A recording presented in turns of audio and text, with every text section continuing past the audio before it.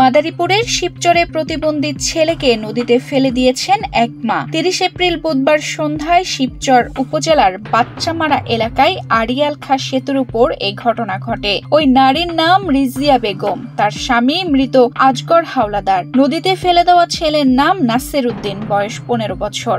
জন্ম থেকেই প্রতিবন্ধী নাসির।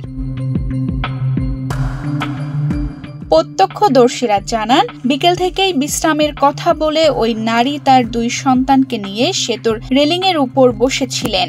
ওয়ালটন আবারো মিলিয়নিয়ার অফারে ওয়ালটন ফ্রিজ কিনে আপনিও হয়ে যেতে পারেন মিলিয়নিয়ার।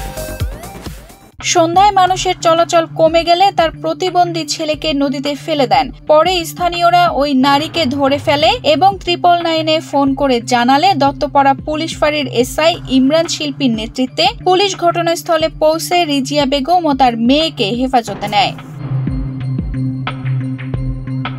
ঘটনাস্থলে পুলিশ এবং ফায়ার সার্ভিস উদ্ধার অভিযান করছে। নিখোঁজ নাসিরের মাকে পুলিশের হেফাজতে রাখা হয়েছে বলে জানিয়েছেন শিবচর থানার ওসি।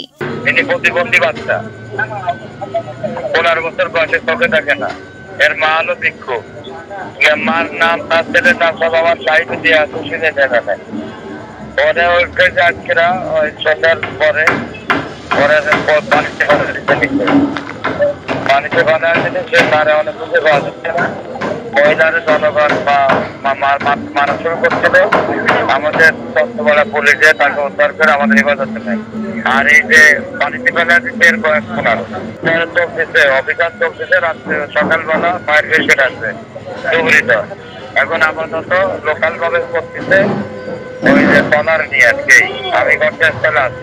প্রতিবন্ধী নাসির হাওলাদার নিখোঁজ আছে, তাকে উদ্ধারের কাজ করছে পুলিশ ও ফায়ার সার্ভিসের টিম।